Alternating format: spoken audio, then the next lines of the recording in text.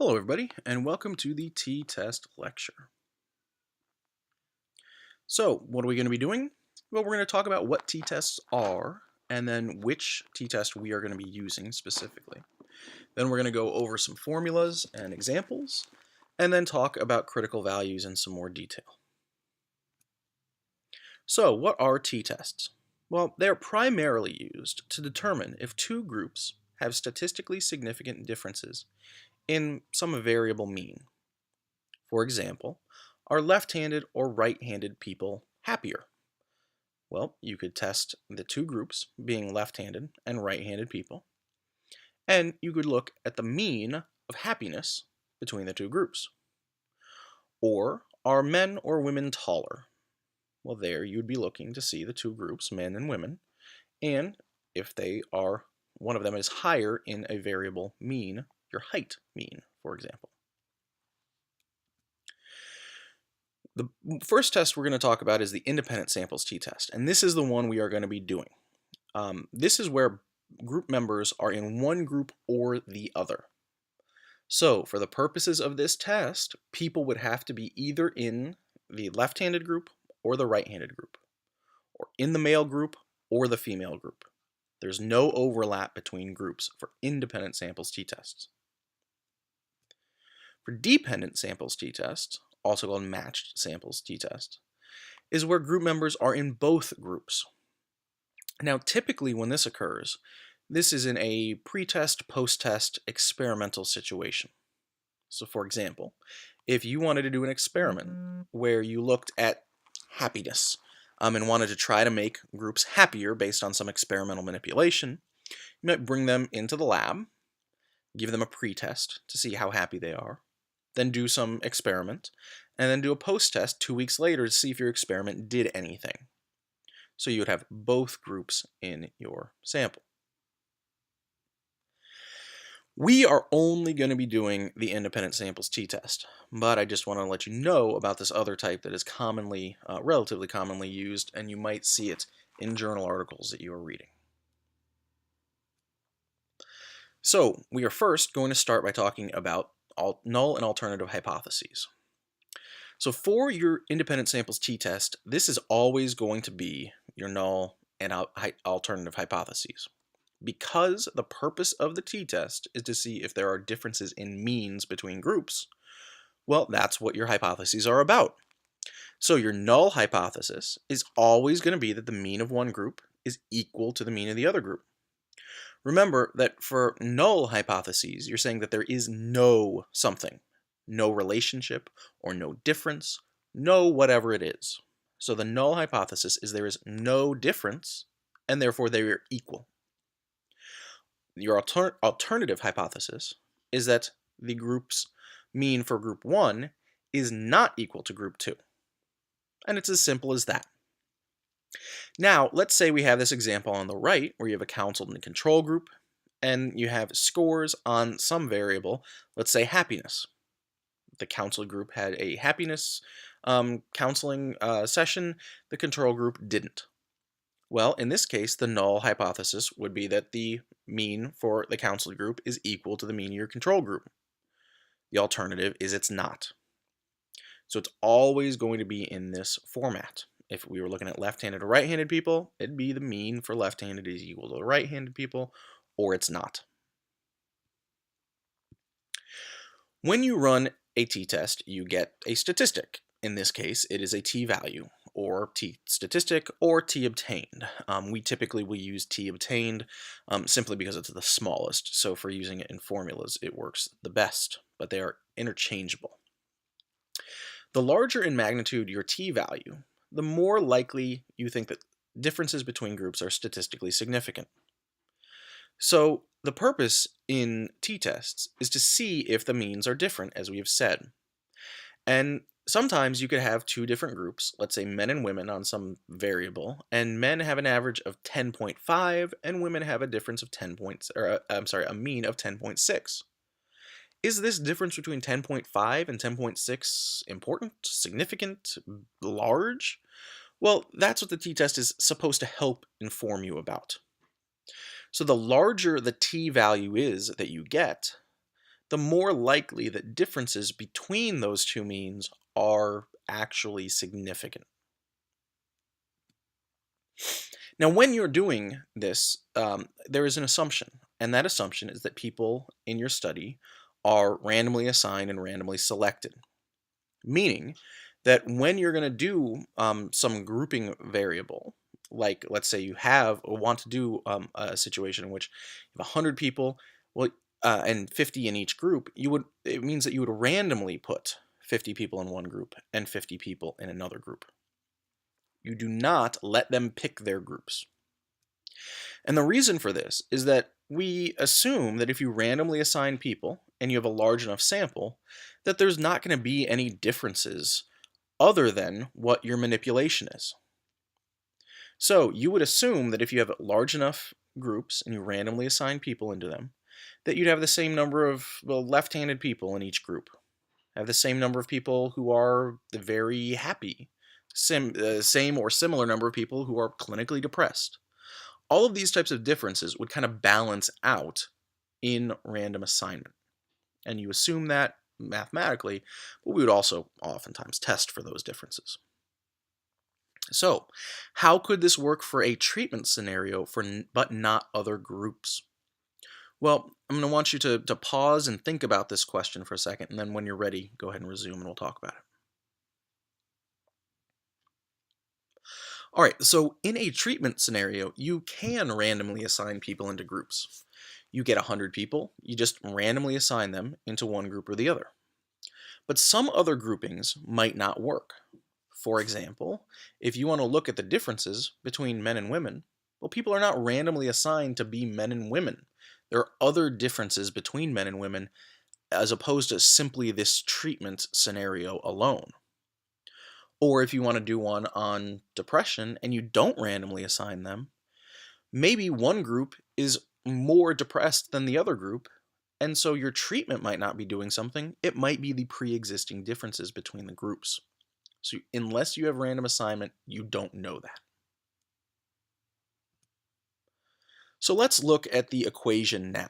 And there are actually two equations for the independent samples t-test, and it depends on if you have an equal number of people in your groups or if they're unequal.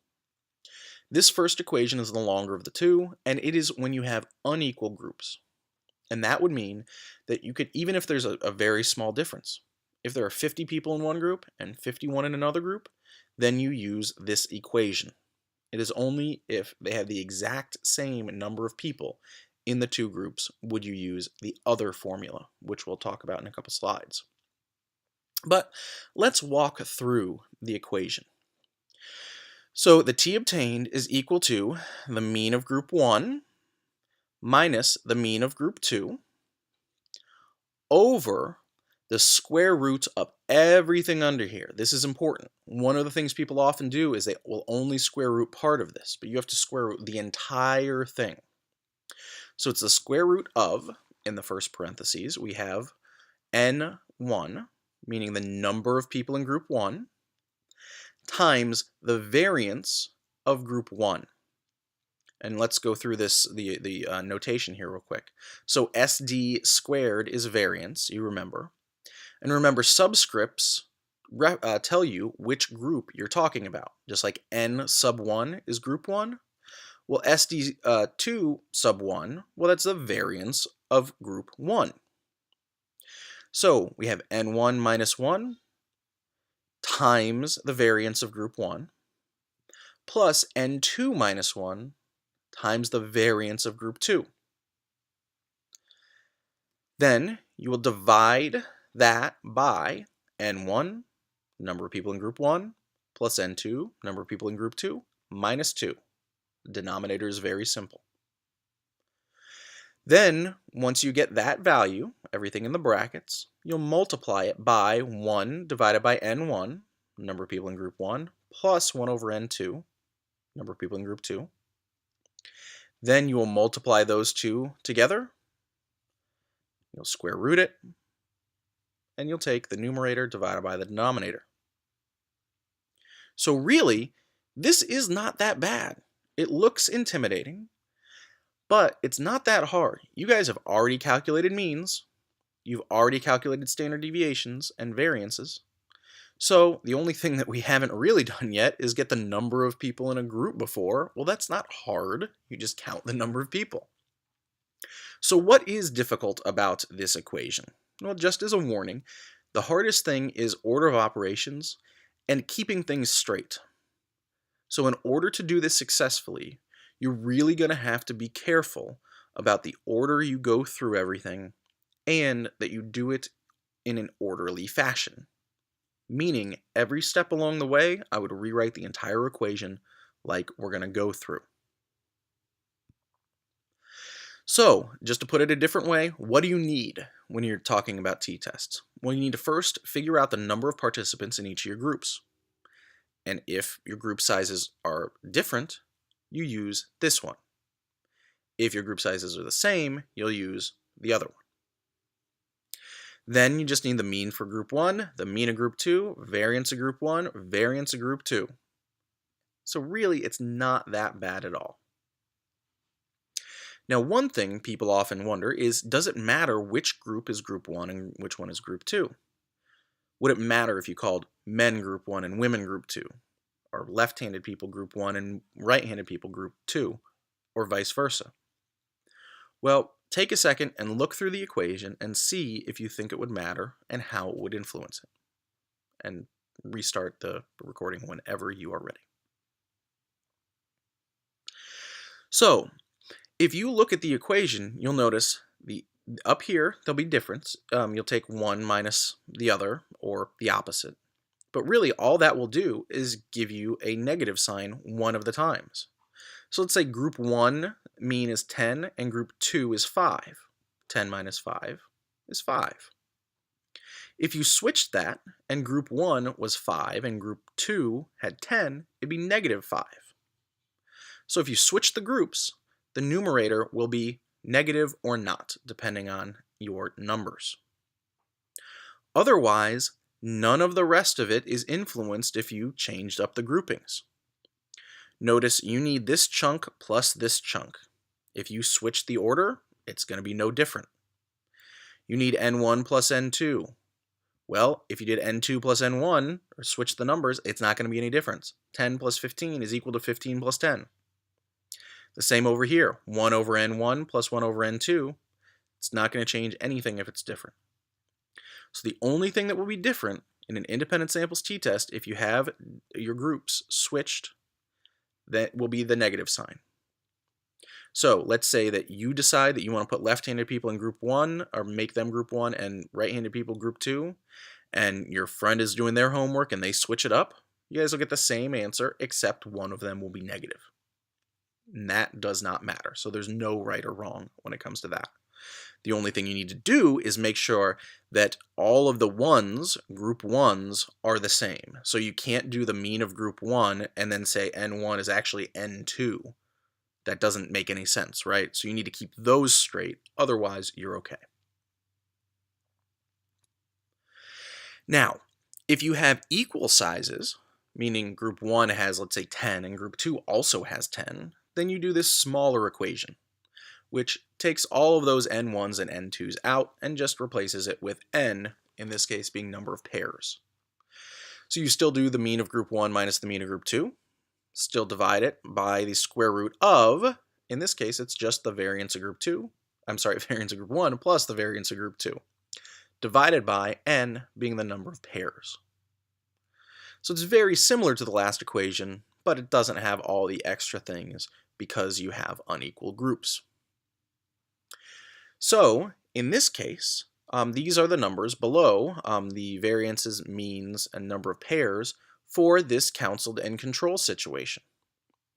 So let's walk through the math. So you've got your formula, and you plug in all those values. So the mean for group 1, mean for group 2, variance of group 1, variance of group 2, and the number of pairs. Well, if you simplify it, 19.75 minus 11.75 is 8. 12.93 plus 4.93 is 17.86. If you take that and simplify it, 17.86 divided by 12 is 1.49. The square root of 1.49 is 1.22, and 8 divided by 1.22 is 6.56. If you want to go through and do the math on your own separately, that's fine. You can confirm that it is in fact 6.56. So our t obtained value for the counseled and control groups differences in happiness is 6.56. So now what? Well, we've got our t value. Yay, good job. Now, what are we going to do? Well, now we have to compare our t value to a critical t value. And this is similar to what we did when we looked at chi-square. And so what it's going to tell you is your t statistic that you calculated so large that it is probably a sign of a greater difference for one group than another, more than just chance or randomness. So if you, again, had men and women, and men had a mean of 10.5 and women had a mean of 10.6, is that a real difference? Is it random? Is it chance? Well, that's what t-test is trying to get you to figure out. So what you have to do to get the t-critical is first get your degrees of freedom. And again, degrees of freedom, similar to how we did it in chi-square, but slightly different. And just to reiterate what degrees of freedom are, it's the number of values that are free to vary.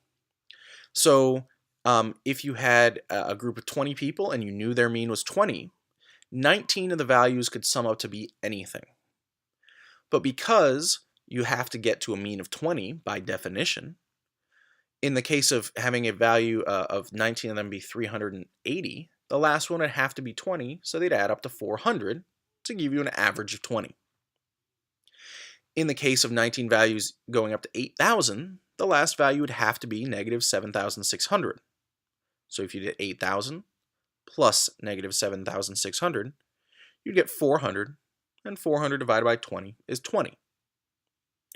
So again, it's a number of values that are free to vary. In our case, again, all you really need to know is how to calculate them. So for an independent samples t-test, it's a different calculation than chi-square.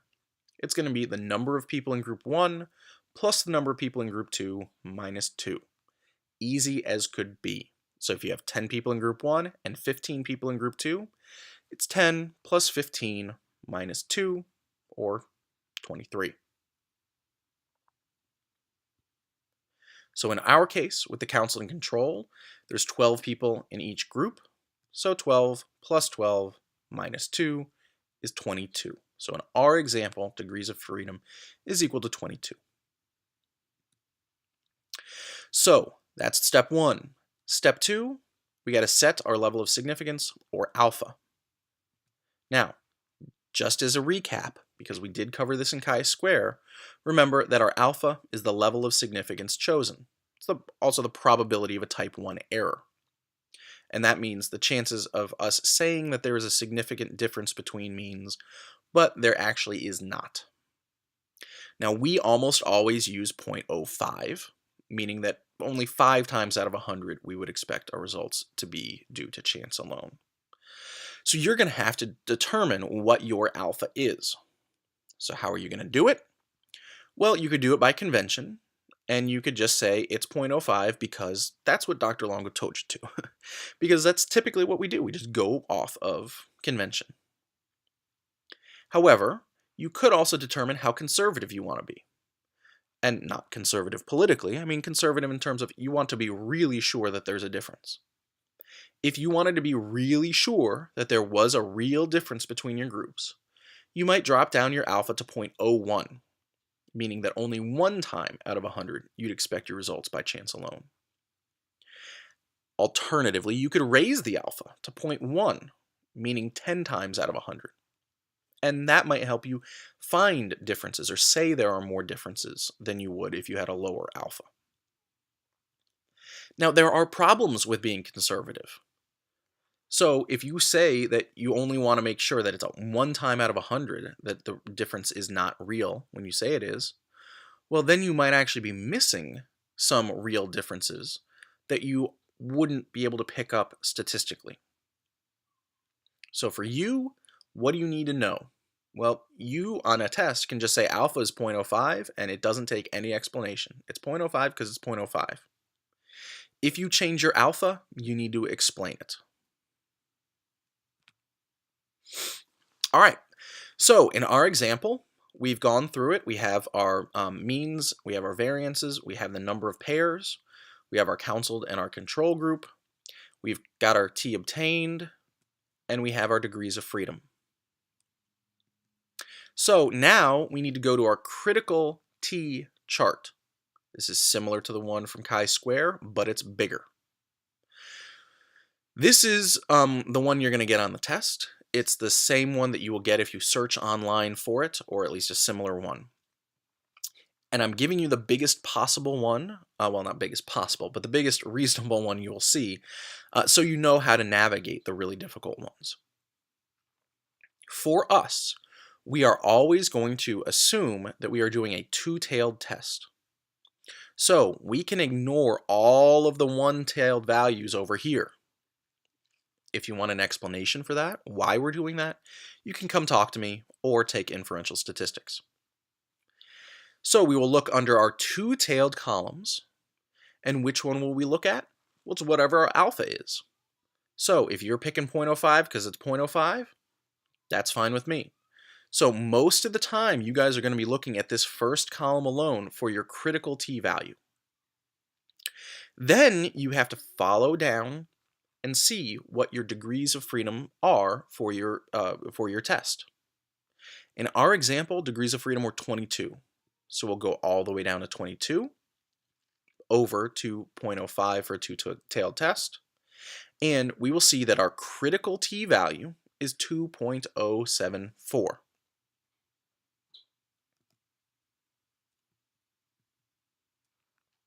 So what do we do now? Well, we've got our hypotheses, we've got our alpha, we've calculated our t obtained, we've found our critical t value. Now we need to determine which hypothesis to reject. So what are all of these things? Well, again, just to reiterate, our null hypothesis is the means are equal, there's no difference, or the alternative that there is, alpha being 0.05, t obtained 6.56, t critical is 2.07. How do we interpret this? Well, if your obtained t is greater than the critical t, there is a significant difference between your groups. This is key. You need to know this. So if the obtained t is larger than the critical t, there is a significant difference. If your obtained t is smaller than the critical t, then there is no difference. Instead, you say that it's best to describe the groups by the overall mean. So in our case, 6.56 is greater than 2.07, so we can reject our null hypothesis. And we can also conclude that the counseled group is significantly higher than the control group because their mean was 19.75, whereas the control group was 11.75. So, to fully answer a t-test question, you would need all of this information and you need to properly interpret the t obtained compared to the t critical. So again, just to put it out there, these are the steps you need to know. Each time I give you a t-test problem, you're going to need to go through all of these things. Now, let's walk through another example, and this time is an example with unequal groups. So these are data actually from our data set of purples and golds. So we have group 1, which is purples, group 2, golds. We have 96 purples and 91 golds.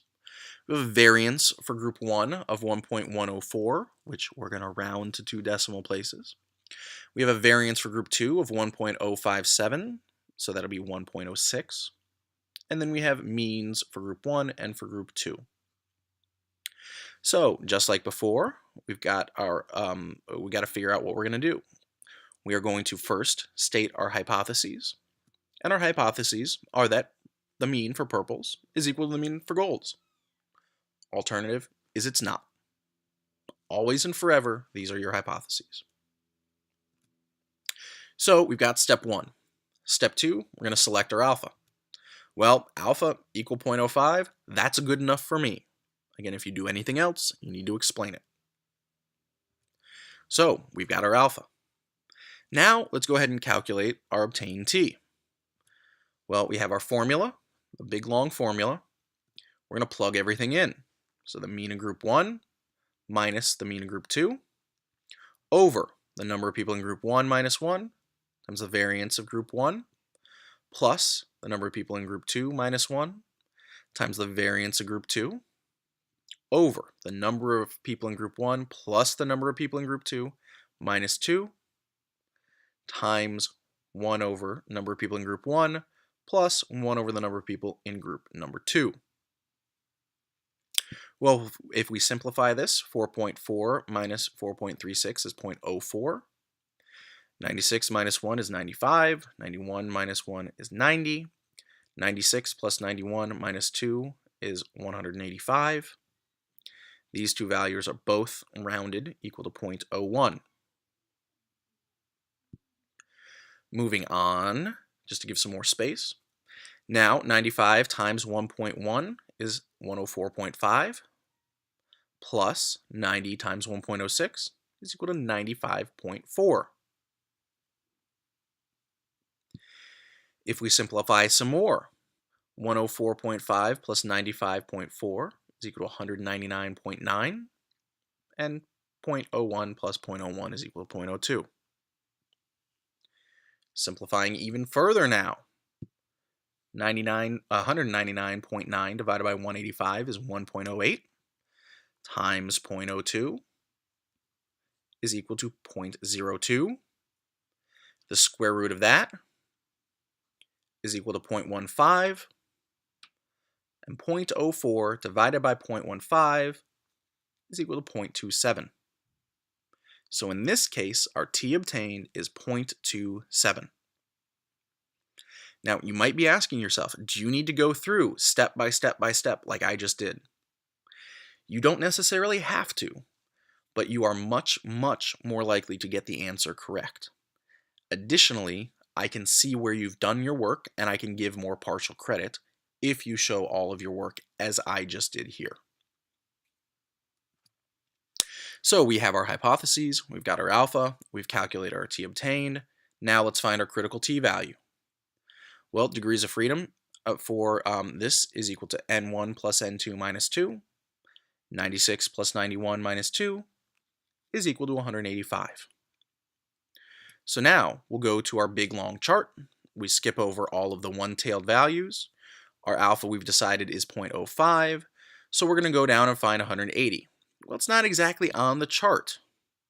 So the value here is 1.98, this is 1.96, so it's going to be somewhere in between there. And I promise you, I'm never going to give you a screwy value, so you can go with the larger of the two, and that's fine with me. So let's just say it's 1.96, somewhere in that range. So now we've stated our hypotheses, we've got our alpha, we've got our obtained t and our critical t, so now we have to determine which hypothesis to reject. So we have all our information. We've got our null and alternative, that they're equal, or they're not. We've got our alpha, our t obtained is 0.27, and our critical is 1.96. So because our t obtained is smaller than our t critical, we fail to reject the null hypothesis. And we can conclude that there is no difference between purples and golds and how much they like UM. So in this case, that difference from 4.4 to 4.36 turns out not to be real, somewhat unsurprisingly. So I'll give a couple more examples online, but here's really what you need to know. You need to be able to state the hypotheses, should be able to know what they are pretty easily. Select your alpha, should be easy. Calculate your t obtained. You need to first know if you have groups that are equal in size or not, because that will determine what formula you use. Once you've calculated that, you move on to finding your critical t value. You do that by finding or determining degrees of freedom and using your alpha. You all have to always look at your chart, and then you determine which hypothesis to reject. You reject the null if your obtained is greater than the critical, and you fail to reject it if the critical is greater than your obtained.